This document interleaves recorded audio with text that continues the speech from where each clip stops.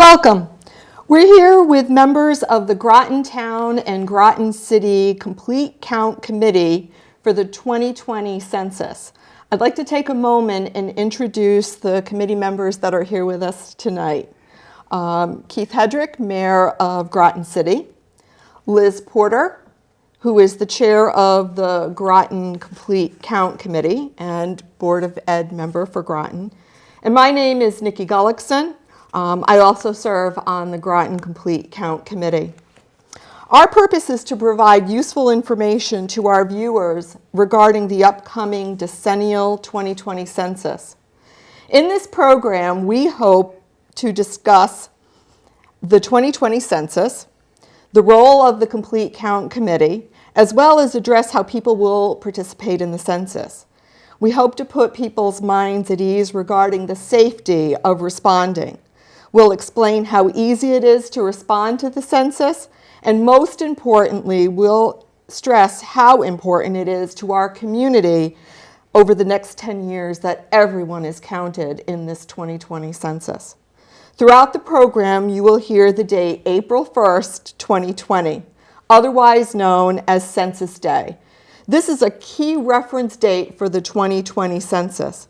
When completing the census, you will include everyone living at your address as of April 1st, 2020. This is going to be an important day for Groton, for the state, for people across the country. So we expect that April 1st, 2020 Census Day will be celebrated with various events across the country. So let's get started. Let's start with, what is a Complete Count Committee? Okay, so the Complete Count Committee is a group of government, community leaders, and volunteers that have been brought together to design, plan, and initiate outreach efforts that will raise awareness for the 2020 census. And we are hoping to motivate all of you to respond. Our Groton Committee is one of many across southeastern Connecticut, the state, and the country. The last decennial census was conducted in 2010. At that time, Groton was undercounted by 20 to 30%. Our goal is to be sure that everyone is counted in 2020. Liz, can you explain a bit more about the role of the Complete Count Committee? Sure. The Complete Count Committee plays a role in developing partnerships to educate and motivate residents to participate in the 2020 census. The primary goal of the Complete Count Committee is to make sure that everyone is counted once, only once, and in the right place. The Groton Town Committee has been meeting since September. We have been working with local businesses, municipal agencies, and the school system to develop and coordinate information and resources throughout the community. We can't stress enough how critical it is that our residents know how important participating in the 2020 census is to our community. While the Complete Count Committee is working hard to increase local awareness about the ease, safety, and importance of the 2020 census, our committee members cannot tell residents how to respond or help them with their responses. The committee wants everyone to know that the 2020 census is safe, it's easy, and it's very important. This is a message you're going to hear throughout the rest of this program. So Keith, what is the census? The U.S. Census counts every person living in the 50 United States, District of Columbia, and the 5 U.S. territories: Puerto Rico, American Samoa, the Commonwealth of Northern Mariana Islands, Guam, and the U.S. Virgin Islands. The count is mandated by Article 1, Section 2 of the U.S. Constitution, and is conducted by the U.S. Census Bureau, a nonpartisan government agency. It has been conducted every 10 years since 1790. In 1790, Thomas Jefferson was the director of the first census. In 1790, they only needed 650 enumerators to count 3.9 million residents in the 13 states. At the time, New York City was the largest urban place with 33,000 people. 220 years later, the population of the United States on April 1st of 2010 was 308,745,538, and with a population of 8,175,133, New York City was the most populous U.S. city. The census is safe, it is easy, and it is important. Liz, why is the census so important to the town, the state, and the country? Well, census data and results shape the future for communities. Census data informs how billions of dollars in federal funds are distributed for health clinics, school lunch programs, disaster recovery initiatives, and other critical programs and services for the next 10 years. Census data determines the number of seats each state has in the U.S. House of Representatives. It defines congressional and state legislative districts, school districts, and voting precincts. It determines the annual allocation of $675 billion in federal funding. To that end, in the fiscal year of 2016, $10.7 billion was allocated to the state of Connecticut by 55 different federal spending agencies. That money impacted Medicaid, SNAP, highway planning, Section 8 housing, special education grants, SCHIP, Title I grants, national school lunch programs, WIC, Head Start, foster care, and health center programs. Census data provides insight to local, state, and federal government, as well as business and community planning groups for future planning purposes. It also provides population benchmarks for nearly every other United States survey. You mentioned that Groton was undercounted in the 2010 census. Can you explain how that undercounting impacts Groton? As we said, based on the count results of the 2010 census, Connecticut received approximately $10.7 billion from 55 federal funding programs.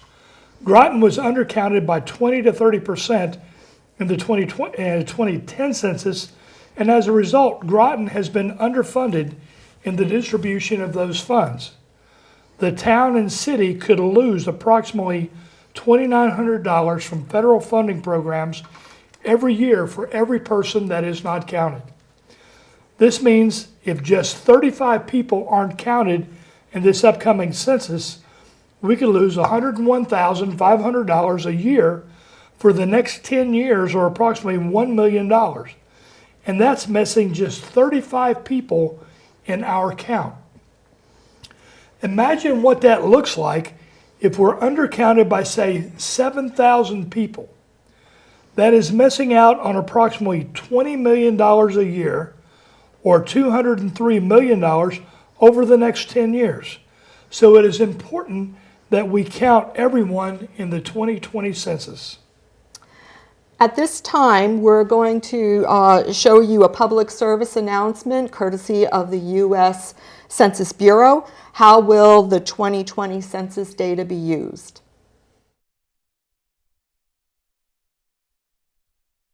"2020 census data be used? Where there are more people, there are more needs for public services. That's why the census is used by the government to inform funding decisions each year. But that's not all. It's also used by nonprofits to inform services, by businesses to create jobs, and even by students for school projects. Understanding how the population changes helps us shape communities across the country for the better. Shape your future. Start here. Visit 2020census.gov. And we're back. Let's talk about safety and the census. What happens to the responses that households submit? So when you respond to the census, your answers are kept anonymous. The answers you provide are only used to produce statistics. The Census Bureau is not permitted to publicly release your responses in any way that could identify you or anyone else in your home. The Census Bureau is bound by Title 13 of the U.S. Code to keep your information confidential.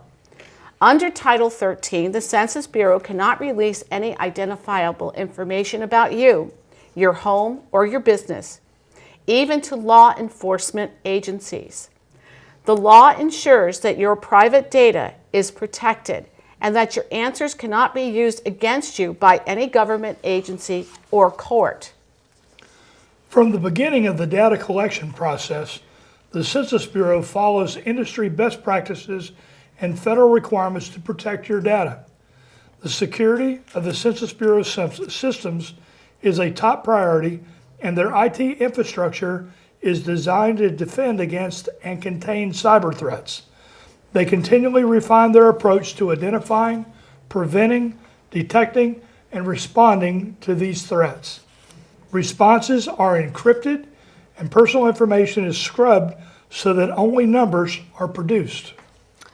How are people going to be able to tell the difference between real census materials and a scam? It is important to know that the Census Bureau will not send unsolicited emails to request your participation in the 2020 census. The census will never ask you for your Social Security number, money or donations, anything on behalf of a political party, your bank or credit card account numbers. And if a census taker does visit your home to collect a response for the 2020 census, you can verify their identity by checking to make sure they have a valid ID badge with their photograph, a U.S. Department of Commerce watermark, and an expiration date. If you have any questions about their identity, you can call 800-923-8282 to speak with a local Census Bureau representative. And I see we have that number displayed at the bottom of your screen. And at this time, to sort of reiterate the safety of your data, we're going to go to a public service announcement, again from the U.S. Bureau. Is my 2020 census data safe? Is my 2020 census data safe? After sending your census response, your personal information is kept safe. By law, it can't be shared with any other government agency, law enforcement, or landlord.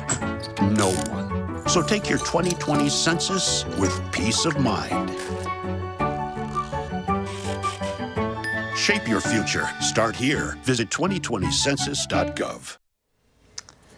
Keith, who is required to participate in the census? First of all, notification of the census will be sent to the address, not any individual living there. One person from the address should complete the census for each household. That person needs to count everyone who is living there as of April 1st, 2020, Census Day. That means everyone who is living and sleeping there most of the time.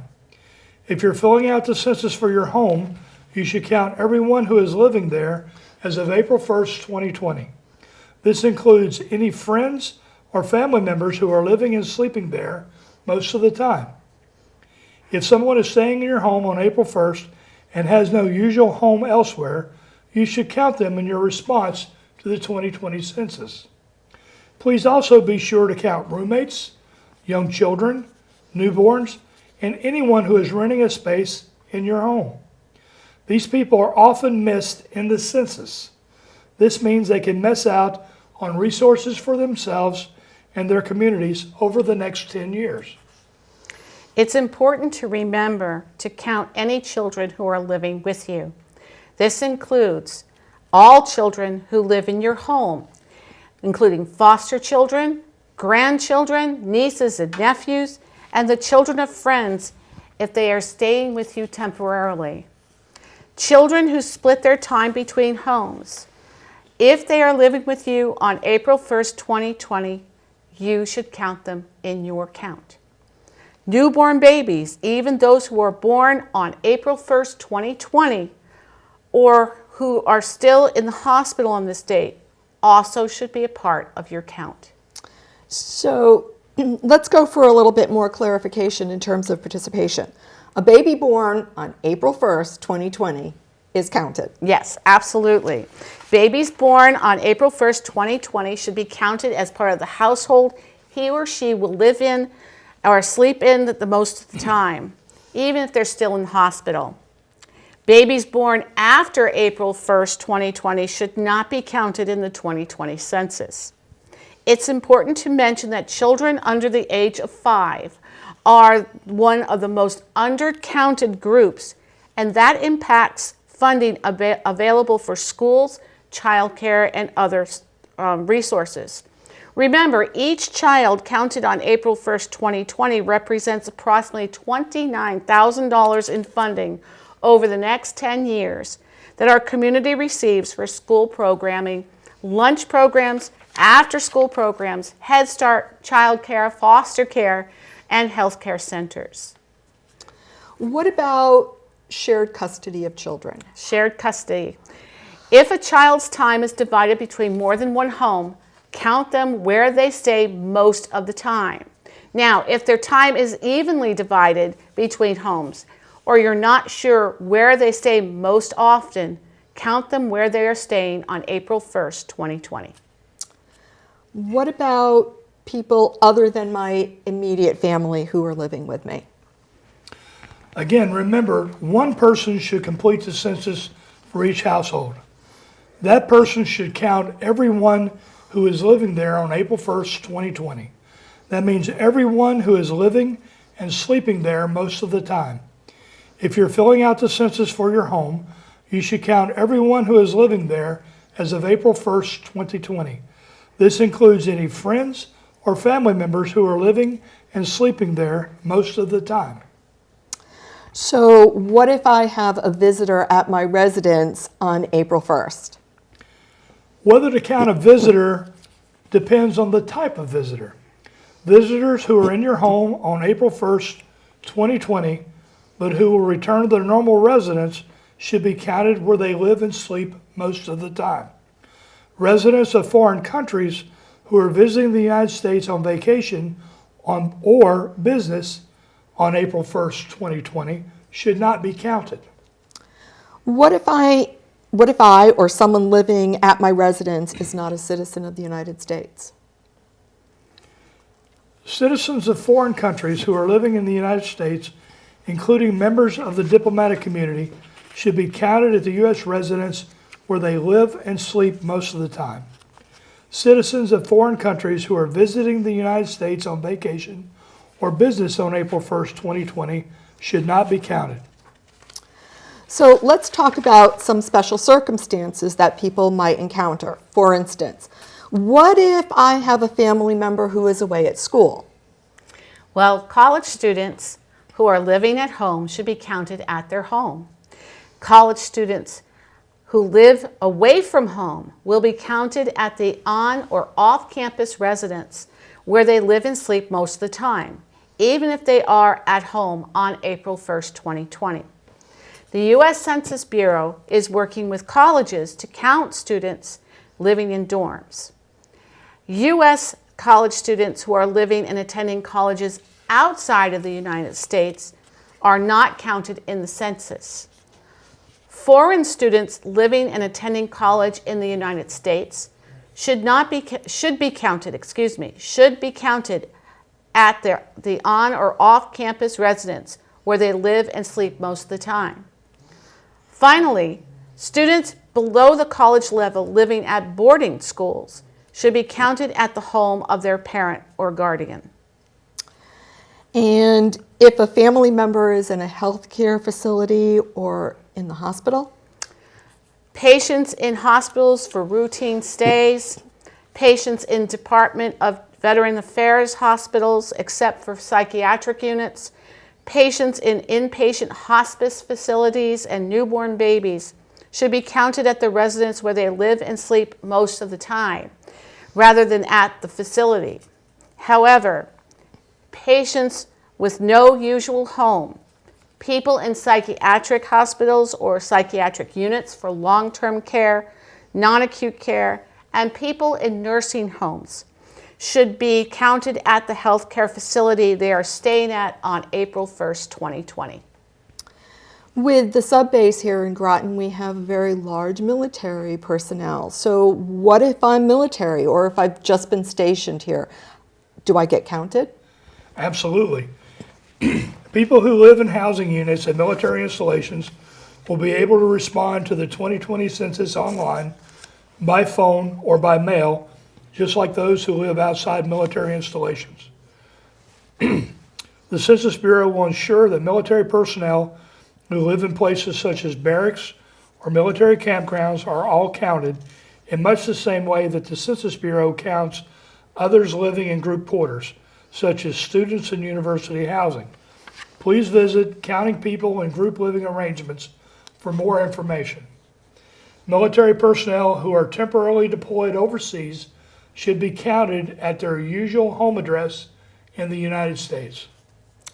And currently we have Adam Wright, who is working with the commander of the base to ensure that every sailor is counted, whether they are deployed, living on base, or their dependents, and they're living with their dependents at Navy housing. So right now, that is one place that has really been focused on making sure our sailors and our military community is counted. So April 1st comes along and I'm supposed to be moving. What do I do? People who are moving should count themselves just once in one home. If they move into their new residence on April 1st, they should count themselves at that residence. If they move out of their old residence on April 1st, but have not yet moved into their new residence, they should count themselves in their old home. What if I'm a renter? Please be counted. You are needed. Remember, the participation notification is sent to the address, not the individuals living there. So as a renter, you will use the unique Census ID to participate, making sure to count every person living or staying at that address on April 1st, 2020. What if I live in a hotel or some other transitory location? If you're living or staying in a hotel, a campground, a recreational vehicle park, a marina, or other transitory location, the Census Bureau has a special process for how you should respond to the 2020 census. Census takers will visit each transitory location at a scheduled time between April 9th and May 4th, 2020, to conduct interviews with individuals who occupied units using the paper questionnaire. What happens if I don't participate? If a household has not participated in the 2020 census either online, by phone, or paper form by late April, the U.S. Census Bureau will send a reminder postcard. Then, beginning in May through July, trained census takers will visit those addresses who have not provided a census response. These census takers will make repeated visits to get information. Remember, these responses are important for the local communities. So how are people going to be notified to respond to the 2020 census? So beginning in mid-March, you will receive an invitation in the mail to participate in the 2020 census. Remember, that invitation is being mailed to an address. It will not be addressed to any one person in particular, so be careful not to throw it away. Most of these will say, be addressed to resident, so please be careful. The invitation will include a unique 12-digit census number that you will use. This links your responses with your residents. You will use this whether you respond online, by phone, or by paper form. And I believe we have a sample letter. Again, it's a little blurry, but you can see the insignia for the Census 2020, and you can see where that unique 12-digit ID will be located. So as Liz said, this may be addressed to resident. Please don't throw it away. It does contain important information that you will need in your response. I believe we also have a screenshot of some of the important dates that are related to the whole notification.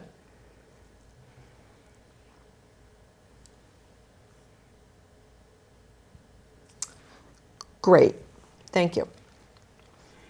And continuing, Keith? If by the end of April you have not used one of the 3 ways to respond to the census, census takers will begin visiting those homes to make sure everyone is counted. These visits will begin in May and run through the end of July. Census takers could make return visits to get their counts completed. Your response is that important. How are people actually going to respond? We talked about, you mentioned online, by phone, by questionnaire. How is that going to happen? So you're taking the census is quite easy. So first of all, you're going to get your invitation in the mail. You can decide at that time to go online to answer your questions online. You may use the phone number and call directly there, get it over with. Or you may wait for the traditional paper form. Each address will receive a mailed invitation containing that unique 12-digit Census ID number. And that links your address to the responses about the occupants of this area. This unique Census ID is just that, unique to the address it was mailed to. You cannot use somebody else's Census ID. If you choose to use the online response method, you will log on to the web address that is included in the notification. The program prompts you to enter your unique 12-digit number, Census ID number. If you lose the ID number, don't worry. You can, on the login page, you can select the link under the login button that says, if you do not have a Census ID, click here. It's important to note that you will need to complete the online form in one sitting. If you leave the site before completing the census, you will have to start all over again. And we have a screenshot of what that opening online frame looks like. And you can see the 3 boxes where you're going to put that unique code. And as Liz mentioned, if you do happen to lose your code, not to worry, you will just click the highlighted blue. If you do not have a Census ID, click here. And you'll be able to look up your Census ID and then proceed. So our ID is logged in. Now what? Once you log in, you'll be asked to confirm the address. Then follow the prompts asking about the people living at the address. These will include name, age, date of birth, race and origin, Hispanic origin, relationship to the reference person, gender, how long they've lived at the address, and if they sometimes stay at another address. The online questionnaire is available in English and 12 other languages. If you choose the phone method, the telephone number will be provided in the invitation. That unique census ID is still needed. You will speak to a live census taker who will record your responses about the people living at the address as of April 1st, 2020. Also, on April 1st, 2020, Census Day, Groton Libraries will host a census kickoff aimed at supporting participation in the census. Computers will be available for people to use to take the census. Technical support will be available to help you get online or answer questions about the census. But please know that neither the library staff or members of the Groton Complete Count Committee can help you with your responses. And at this time, we're going to take our final public service announcement break. And the video we have for you is How Do I Take the 2020 Census? How do I take the 2020 census? In March 2020, every address in the country will receive an invitation to complete a simple questionnaire. And there are 3 ways to respond. Number 1, do it online. Number 2, call by phone. Number 3, send it by mail. For those who don't respond, a census taker from your community will follow up and assist you. Shape your future. Start here. Visit 2020census.gov.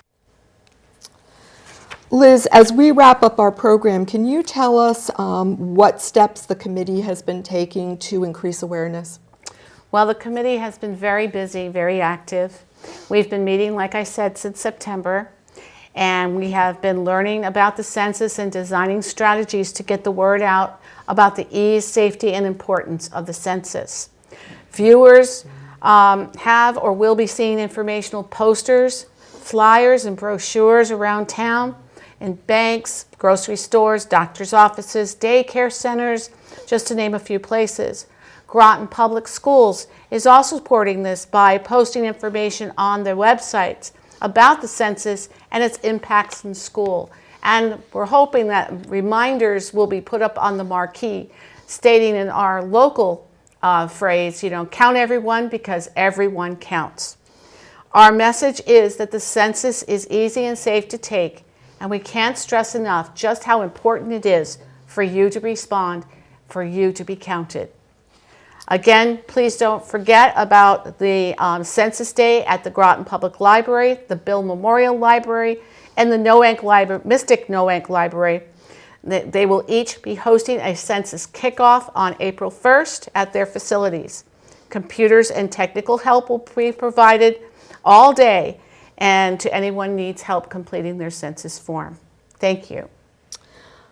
At this time, we'd like to thank Southeastern Connecticut Television for their expertise and technical support in making this program possible. We'd also like to thank the members of the Groton Town and Groton City Complete the Count Committee for volunteering to take on this very important civic responsibility.